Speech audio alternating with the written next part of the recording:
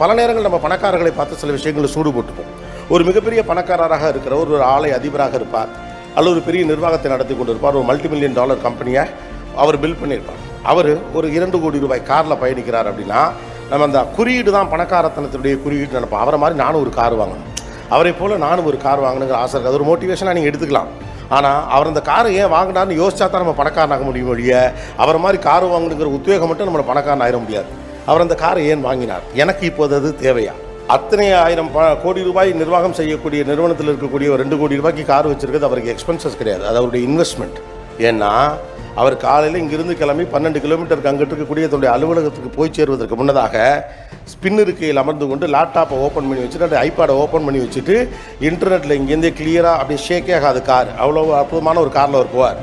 ஆஃபீஸ்க்கு அவர் போகிறதுக்கு முன்னால் ஆஃபீஸில் அரை நாள் செய்ய வேண்டிய வேலைகளையும் உத்தரவுகளையும் இவர் கொடுத்திருப்பார்.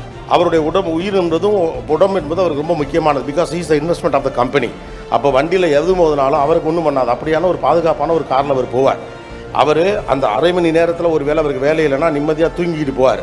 அவர் காரை அடுத்த கட்ட லெவலுக்கு போகிறதுக்காக வச்சிருக்கக்கூடிய ஒரு வாகனமாக பார்க்கிறார், சொகுசுக்காக பார்க்கவில்லை. இந்த ரியாலிட்டி புரிகிற போது தான் பணக்காரனாவது எப்படின்னே புரியும். பணக்காரர்கள் செய்கிற எல்லாவற்றையும் செய்வதனால் நம்ம பணக்காரனாக முடியாது.